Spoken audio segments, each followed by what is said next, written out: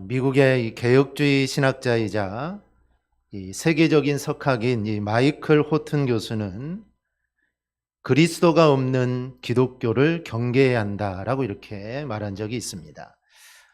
지금의 미국 교회에는 그리스도가 실종되었다고 아주 강하게 비판하는 이 호튼 교수는 기독교의 핵심인 복음을 잃어서는 안 된다고 많은 사람들에게 강조를 합니다.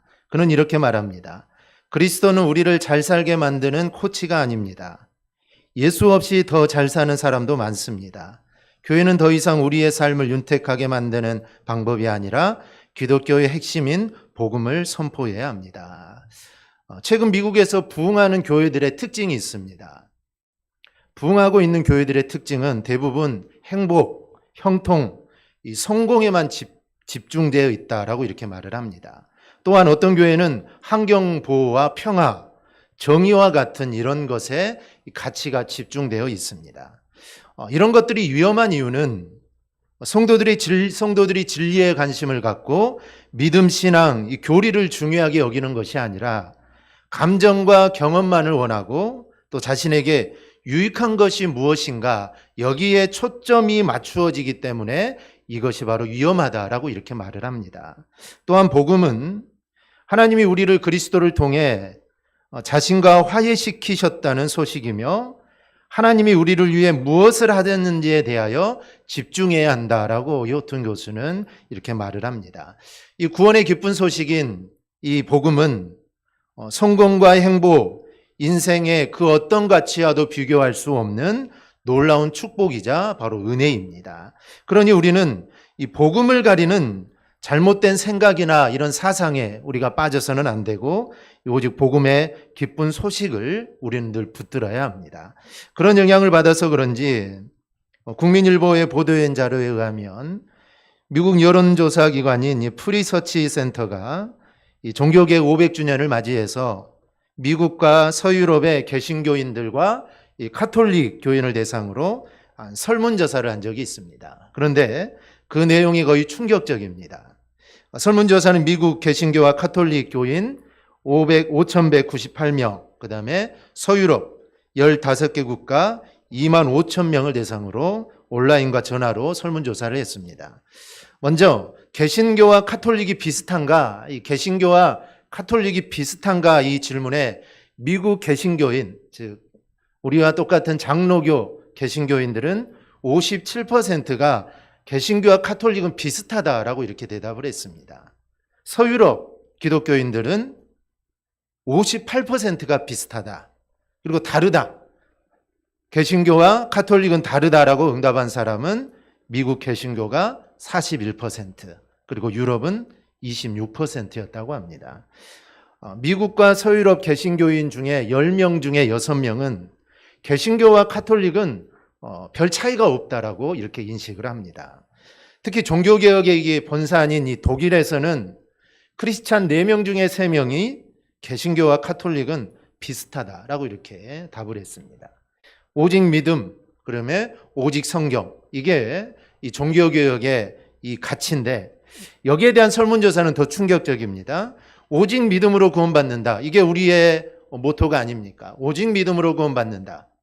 여기에 답한 개신교인들은 46%였습니다. 절반이 넘는 52%는 믿음과 선한 행위가 함께 있어야 구원을 받는다. 이 교리는 카톨릭의 전통적인 구원관입니다. 그런데 미국 사람들의 절반은 믿음뿐만 아니라 선한 행위도 해야만 구원을 받는다라고 이렇게 생각을 하고 믿고 있다는 것이죠. 서유럽 개신교 가운데는 오직 믿음으로 구원받는다라고 답한 사람은 29%밖에 되지 않습니다. 즉 믿음과 우리의 구원에는 믿음과 선행 모두 필요하다라고 그들은 느끼고 있죠. 루터의 고향 독일에서는 61%가 믿음도 필요하고 선행도 필요하다. 그리고 칼빈이 사역했던 이 스위스에서는 57%가 이 둘이 함께 있어야 된다라고 답을 합니다. 이것은 오직 믿음으로만 구원받는다는 이 종교개혁의 핵심 교리, 이신칭의 이 교리가 종교개혁자들의 고향에서도 이미 힘을 잃어버린 상태입니다. 또 미국 개신교인 가운데 52%는 성경 못지않게 이 교회의 권위와 전통도 중요하다라고 이렇게 대답을 합니다.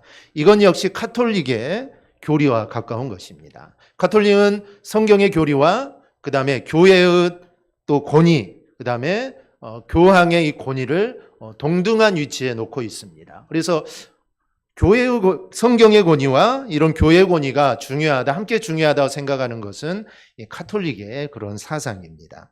오직 믿음, 오직 성경, 이 모두 두 개를 고백한 미국인들은 30%에 불과하지 않습니다. 전문가들은 한국 교회가 이런 종교개혁 정신에서 멀어져가 있는 서구 사회를 바라보면서 한국 교회도 반성해야 한다라고 이렇게 입을 모으고 있습니다. 언젠가는 한국도 이럴 날이 올 수 있다라는 것입니다. 유럽을 거쳐서 이게 미국으로 가서 이제 한국으로 올 그런 때가 된 것입니다. 유럽이 교회들이 텅텅 비어져 갔죠. 아직 한국 교회는 그렇지 않지만 언제 한국 교회가 그렇게 될지 이건 아무도 모르는 것입니다. 또 코로나19로 인해 아마 그 속도가 좀 더 가속화될 수도 있습니다. 그렇기 때문에 이런 일들을 바라보며 정말 우리가 오직 믿음, 이 사상, 이 믿음을 우리가 굳건하게 붙잡아야 됩니다. 우리가 이런 상황에서 갈라디아서를 우리가 살펴보는 것은 갈라디아서는 율법이 무엇인지 그리고 복음이 무엇인지 그리고 우리가 어떻게 구원받는지 이것을 아주 확실하게 가르쳐주는 성경이 이 갈라디아서입니다. 갈라디아 교회는 바울이 1차 전도 여행 때 세운 교회입니다. 그리고 사도행전 16장을 보면 바울이 2차 전도 여행을 떠나는데 그 행선지 안에 갈라디아 교회가 또 들어가 있습니다. 그런데 사도 바울이 1차, 2차 전도 여행을 떠날 이 당시에는 이때는 교회가 굳게 세워지고 그 수가 날로 더해지는 역사가 있었던 때입니다. 즉 핍박은 있었지만 그래도 교회가 날로 부흥할 때입니다.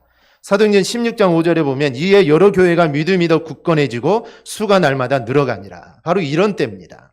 그런데 정말 주변에 있는 모든 교회들이 성장하고 있는데 유독 갈라디아 교회는 생각보다 신앙적으로 성숙하지 못한 교회였습니다. 그 지역에 있었던 유대인들이 바울이 전하는 이 믿음으로 구원받는다. 여기에 대해서 부정적인 마음을 가지고 있었고 비유대교인 개종자들도 이신득이의 복음에 대한 이해가 부족했습니다. 그래서 바울이 갈라디아 지역을 떠나자 율법주의자들의 가르침에 그들이 쉽게 미혹이 된 것입니다. 당시 율법주의자들은 사도 바울이 전한 이 믿음으로 구원을 받는다라는 이 복음을 정면으로 이 반박을 했습니다. 그래서 너희가 구원을 받기 위해서는 이 하나님 말씀, 즉 믿음도 있어야 하지만 여기에 플러스 돼서 율법도 지켜야 하고 할례도 받아야 너희는 구원을 받을 수 있다라고 이렇게 주장을 합니다. 그리고 이들은 이 주장을 합리화시키기 위해서 사도 바울의 사도권을 부정합니다. 우리가 고린도에서 보았듯이 사도 바울의 사도권이 부정되면 사도 바울이 전한 그 복음도 거짓이 되는 것입니다. 그래서 사도 바울의 이 사도권을 유대인들이 계속 공격을 하는 것입니다. 그가 사도가 아니면 그가 전한 복음도 거짓이기 때문에 아무것도 아니라는 것이죠. 그런데 이런 율법주의자들의 이 속삭임에 넘어가서 많은 사람들이 복음에서 떠나갑니다. 믿음뿐만 아니라 율법도 잘 지켜야 되고 할례도 받아야 되구나. 그걸 믿고 신앙생활을 하게 되죠. 그래서 바울은 급히 붓을 들어서 갈라디아서를 쓰게 됩니다. 이런 이유로 갈라디아서가 쓰여졌기 때문에 이 갈라디아서에는 중요한 복음의 메시지가 그 안에 담겨져 있습니다. 1장 9절을 보면 우리가 전에 말하였거니와 내가 지금 다시 말하노니 만일 누구든지 너희가 받은 것 외에 다른 복음을 전하면 저주를 받을지어다.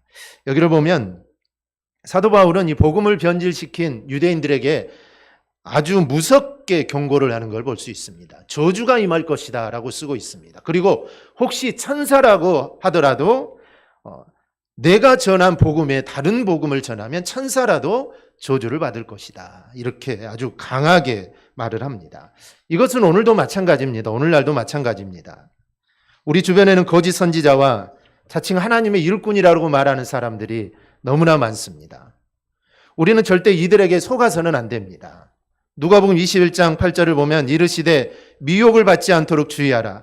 많은 사람이 내 이름으로 와서 이르되 내가 그라하며 때가 가까이 왔다 하겠으나 그들을 따르지 말라 말을 하고, 요한 1서에도 보면 사랑하는 자들아 영을 다 믿지 말고 오직 영들이 하나님께 속하였나 분별하라. 많은 거짓 선지자가 세상에 나왔습니다.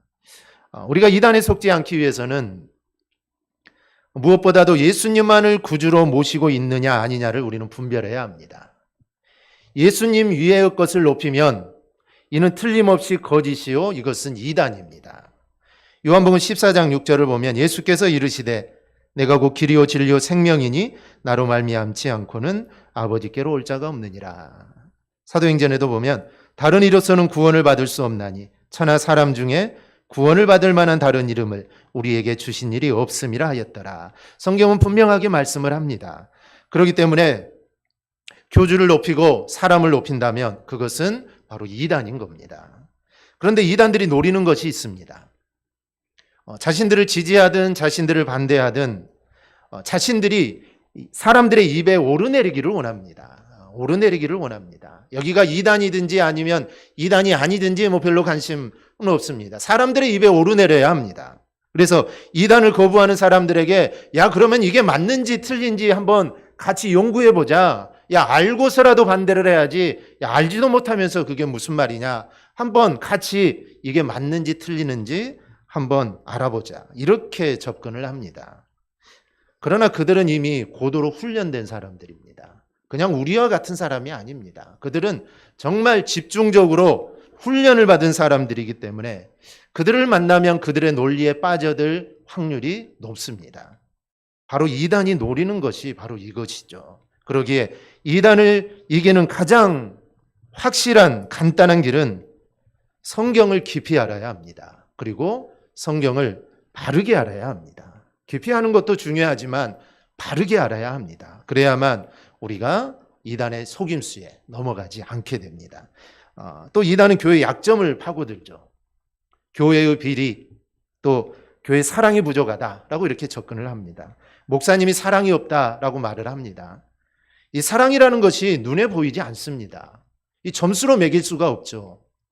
이게 60점인지 이 사랑이 70점인지 이 사랑이 80점인지 이게 눈으로 보이는 게 아닙니다. 그러니 듣다 보면 그런 것 같습니다. 좀 없는 것 같기도 합니다. 바로 이런 것들을 노리는 것입니다. 그래서 이런 사람들은 일단 의심을 해야 합니다. 그런데 갈라디아 교회 사람들은 이런 것에 분별력이 없었습니다. 분별력이 있으면 분별할 텐데 분별력이 없으니 그들의 말이 그런가 보다.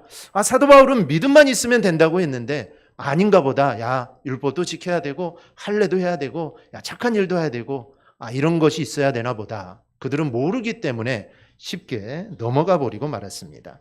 그래서 사도 바울은 갈라디아서 1장 6절에서 그리스도의 은혜로 너희를 부르신 이를 이같이 속히 떠나 다른 복음을 따르는 것을 내가 이상하게 여기노라. 사도 바울이 생각할 때 정말 이상했다는 겁니다. 내가 분명히 전하고 갔는데 내가 믿음으로 구원받는다고 분명히 말했는데 교인들 대다수가 넘어가 버린 겁니다. 그러니 사도 바울이 생각할 때 야 정말 이거 참 이상하다. 이거 정말 이상하다는 것이죠. 말씀으로 무장되어 있지 않으면 또는 오직 구원은 믿음으로 받는다. 이 사실을 잊어버리면 우리도 갈라디아 교인들처럼 그렇게 되고 맙니다. 그래서 구원은 내 공로가 아니라 내 선행도 아닙니다. 오직 예수 그리스도를 믿는 그 믿음입니다. 그래서 우리는 누가 뭐라 해도 절대로 속아서는 안 됩니다. 이것이 우리가 갈라디아서를 보면서 우리가 가져야 할 이런 바른 믿음의 이 자세입니다. 오직 구원은 정말 믿음으로 받는다. 이 한 가지 사실만 우리가 기억하시고 주님께 나를 사랑하시는 그 사랑을 기억하고 또 주님을 온전히 믿는 믿음이 나를 구원한다는 이 사실을 우리가 굳게 붙잡으시기를 바랍니다. 이 갈라디아서 내용 중에 가장 중요한 것은 율법과 복음이 무엇냐라는 것입니다. 많은 사람들이 아브라함이 구원받은 이유가 그의 선한 행위 때문이다고 말을 합니다. 그런데 생각해 보면 그럴 만도 합니다. 왜냐하면 아브라함은 하나님의 말씀에 따라서 너 갈대아 우르를 떠나라 했을 때 그는 갈대아 우르를 떠나는 행위를 했습니다. 또 아들 이삭을 바치라고 했을 때 아브라함은 그 아들 이삭을 바치는 데까지 갔습니다. 이 모든 것들은 어찌 보면 그의 행위라고 할 수가 있죠. 그래서 사람들은 아브라함이 구원받은 것은 그럴 만한 행동을 했기 때문에 하나님이 그를 구원해 줬다라고 이렇게 말을 합니다. 그다음에 성경은 뭐라고 합니까? 갈라디아 3장 6절입니다. 우리 한번 같이 읽어볼까요? 함께 봅니다. 시작. 아브라함이 하나님을 믿음에 그것을 그에게 의로 정하셨다 함과 같으니라. 아멘. 아브라함이 의롭게 된 것은 아브라함의 행위가 아니라 아브라함이 하나님을 믿었기 때문이다 라고 이렇게 말을 합니다. 근데 우리는 이 본문을 보면서 이런 의문이 듭니다. 왜 율법으로는 구원을 받지 못할까? 왜 꼭 믿음만 해야 되느냐? 율법, 하나님이 주신 그 율법을 왜 그걸 잘 따르고 잘 믿으면 왜 구원을 받지 못할까? 이런 우리가 생각들이 듭니다. 여기에 대한 답변이 3장 10절하고 11절입니다. 물은 율법 행위에 속한 자들은 저주 아래 있나니 기록된 바 누구든지 율법책에 기록된 대로 모든 일을 항상 행하지 아니하는 자는 저주 아래 있는 자라 하였습니다. 또 하나님 앞에서 아무도 율법으로 말미암아 의롭게 되지 못할 것이 분명하니 이는 의인은 믿음으로 살리라 하였습니다. 즉 율법으로는 의롭게 되지 못한다는 겁니다. 율법으로 의롭게 되면 될 텐데 하나님의 방법은 율법으로는 너희가 절대로 의롭게 될 수 없다라는 겁니다. 그러기에 율법으로는 절대로 구원을 받을 수가 없습니다. 그러면 율법과 복음의 차이는 무엇일까요? 하나님은 우리에게 율법을 주신 이유는 율법을 통해 죄를 깨닫도록 하기 위함입니다. 로마서 3장 19절 20절입니다. 우리 함께 읽어볼까요? 시작. 우리가 알거니와 무릇 율법이 말하는 말은 율법 아래에 있는 자들에게 말하는 것이니 이는 모든 입을 막고 온 세상으로 하나님의 심판 아래에 있게 하려 함이라. 그러므로 율법의 행위로 그의 앞에 의롭다 하심을 얻을 육체가 없나니 율법으로는 죄를 깨달음이니라. 아멘. 율법은 죄를 깨닫게 하는 기능이 있다는 겁니다. 하나님께서 율법을 주신 것은 구원의 길로 주신 게 절대로 아닙니다. 그것으로 너희들 구원받으라라고 주신 것이 아니라 율법은 죄를 깨닫게 하도록 위해서 주신 겁니다. 율법을 통해 우리는 우리의 일상 속에서 정말 무뎌질 대로 무뎌진 우리 양심을 정말 예민하게 갈고 닦아서 자신의 죄를 깨달아야 합니다. 즉 율법을 보면서, 즉 하나님 말씀을 보면서 내 죄를 깨닫는 것입니다. 우리가 십계명만 보더라도 살인하지 말라, 간음하지 말라, 도적질하지 말라, 아니면 내 부모를 공경하라, 안식일을 기억하여 거룩하게 지키라, 이런 율법을 보면서 내 자신을 살펴보는 겁니다. 내가 부모를 공경했는가? 그러지 못했구나. 내 죄를 깨닫는 것이죠. 도둑질하지 말라 했는데 내가 했구나. 아니면 안식일을 잘 지키라고 했는데 내가 그런 삶을 살지 못했구나. 십계명을 보면서 내 자신을 깨닫게 되고 내 죄를 깨닫게 되고 하나님 앞에 나아가게 되는 것입니다. 그러므로 율법을 통해 어떠한 역사가 일어나야 되느냐? 내 죄를 철저하게 깨달아야 합니다. 철저하게 깨달아야 합니다.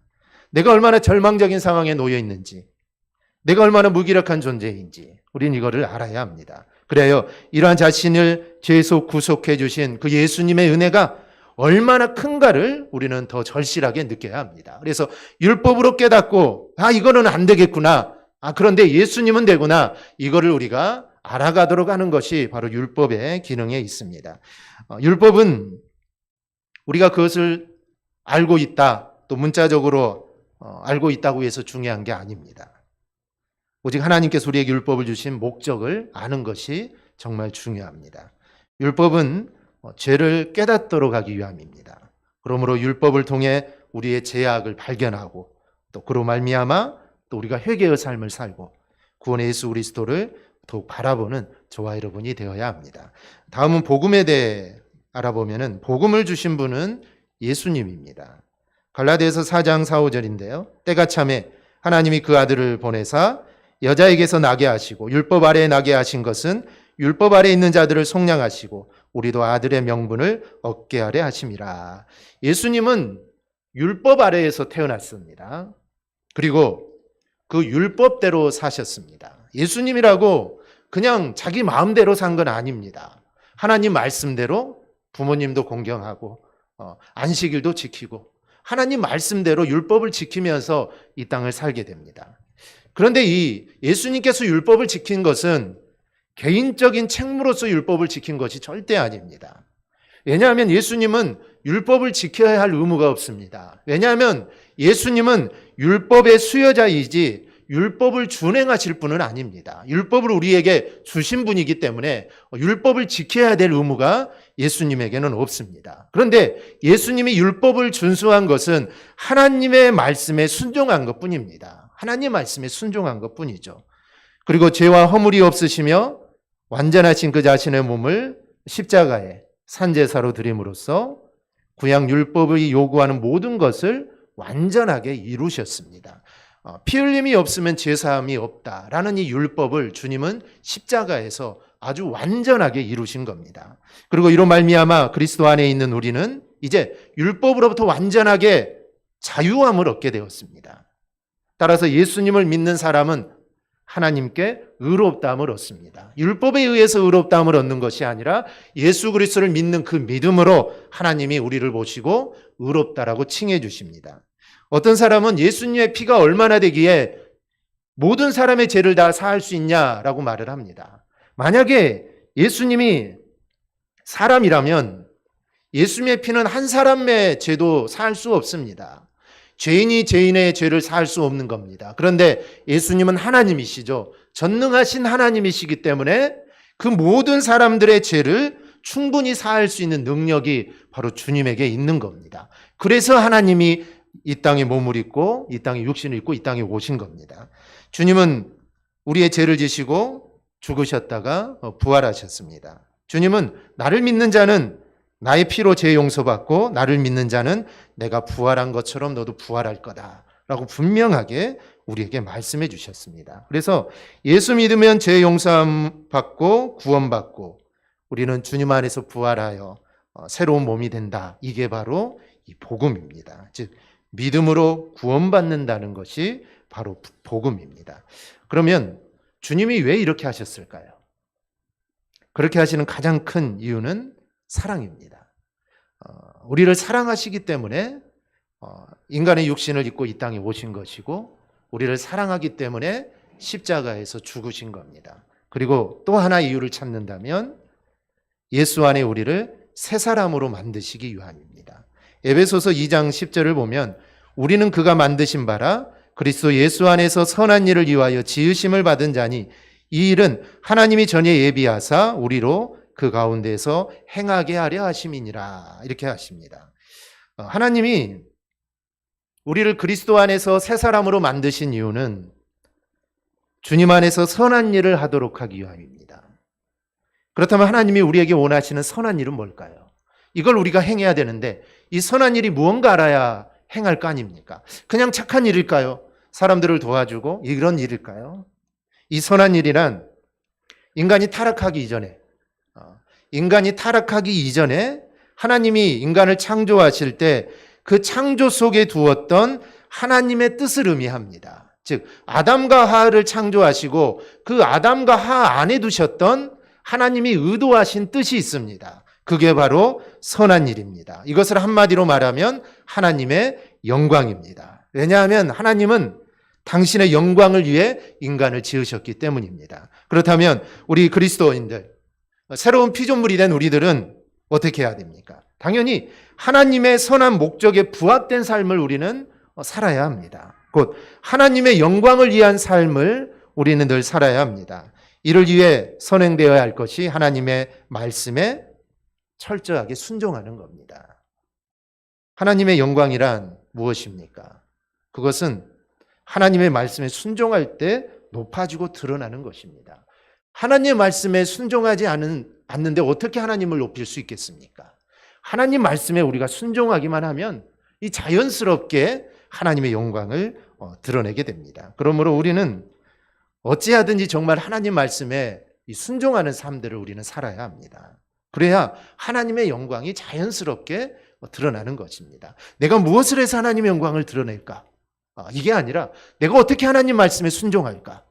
이게 우리가 초점이 맞춰 있다면 자연스럽게 하나님의 영광을 드러내게 됩니다. 근데 우리가 오해하는 게 있죠. 그러면 이제 율법은 필요 없냐라는 것입니다. 주님이 십자가의 죽으심으로 이제 율법을 완성하셨으니 이제 율법은 필요 없다. 우리 이제 안 지켜도 된다. 믿기만 하면 된다. 주님을 믿기만 하면 된다. 그런데 이건 아닙니다. 마태복음 5장 17절 18절에서 이렇게 말합니다. 내가 율법이나 선지자를 폐하러 온 줄로 생각하지 말라. 폐하러 온 것이 아니요 완전하게 하려 함이라. 진실로 너에게 이르노니 천지가 없어지기 전에는 율법의 1.1획도 결코 없어지지 아니하고 다 이루리라 말씀을 합니다. 주님은 십자가 사건으로 구약의 핵심, 구약의 죄사함의 핵심은 제사입니다. 구약의 핵심은 제사죠. 제사함을 받는 것은 구약시대 때는 제사입니다. 그런데 주님은 이 제사법을 완성하셨습니다. 그래서 지금 우리가 제사를 드리지 않는 겁니다. 만약에 그러지 않았다면 여러분들 교회 올 때 양을 가지고 오든지 소를 가지고 오든지, 그러면 저는 도축업을 공부를 해가지고 소를 잡든지 양을 잡든지 뭐 했어야 될 겁니다. 얼마나 불편합니까? 근데 주님께서 십자가에서 그 제사법을 완성하셨기에 우리는 이제 그렇게 할 필요가 없습니다. 그런데 율법을 좀 가만히 보면은 우리가 십계명을 보세요. 구약의 율법의 대부분은 하나님을 믿는 사람이 어떻게 살아야 할지를 가르치는 내용입니다. 그래서 구약의 율법이라 말하는 이 토라는 율법이라기 말보다는 교훈이라고 하는 말이 더 적합합니다. 하나님을 믿는 사람의 삶에 대한 교훈입니다. 도둑질하지 말라, 살인하지 말라. 율법을 지켜 구원받는 것이 아니고 율법은 하나님을 믿는 사람들이 따라야 할 교훈적인 성격이 더 강하다는 것입니다. 그러니 구약의 율법은 지금도 유효합니다. 다만 이 제사법이라든지 이 절기 같은 것은 이 복음으로 새롭게 해석하는 이런 일이 필요합니다. 그래서 갈라디아서의 핵심 내용은 율법이 무엇인지 그리고 복음이 무엇인지 우리에게 깨닫게 하는 겁니다. 율법은 죄를 깨달아 예수를 믿게 하는 데 있습니다. 우리가 세상에도 법이 있지 않습니까? 법에 접촉이 되면 뭐 벌금을 물든지 뭐 심하면은 뭐 감옥에 가든지 그러지 않습니까? 그러면 그런 일들을 겪으면서 이제 그러면 안 되겠다. 사람들이 그런 경각심을 갖게 됩니다. 그래서 율법을 통해 우리가 율법을 완벽하게 지킬 수는 없습니다. 겉으로 드러나는 것은 조금 지킬 수 있지만 그 율법에 담겨져 있는 진정한 의미, 살인하지 말라. 근데 이미 사람을 미워하는 것까지 이미 죄다고 주님 말씀했기 때문에 우리가 하루에도 얼마나 사람들 미워할 때 얼마나 많습니까? 남편 아내 순간적으로 그런 일들이 얼마나 많습니까? 그러면 우리는 이미 죄를 짓고 있는 겁니다. 그렇기 때문에 율법을 완벽하게 지킬 수 있는 사람은 이 세상에 단 하나도 없습니다. 그런데 율법을 통해 죄를 깨닫는 겁니다. 그리고 이 죄를 용서받는 길은 오직 주님밖에 없다라는 것을 우리가 알게 되는 것입니다. 그러기에 우선되는 것이 복음이고 바로 이 믿음입니다. 우리가 여기서 흔들리는 분들이 없기를 바랍니다. 오직 우리를 구원하는 유일한 방법은 복음이요 이 믿음입니다. 그리고 예수 믿은 사람들은 말씀대로 사는 것입니다. 이것이 바로 갈라디아서가 우리에게 주시는 교훈입니다. 우리가 이 사실을 잊지 말고 늘 기억하며 살아가는 대광의 모든 성도들이 되기를 주님의 이름으로 축원합니다. 아멘. 기도하겠습니다.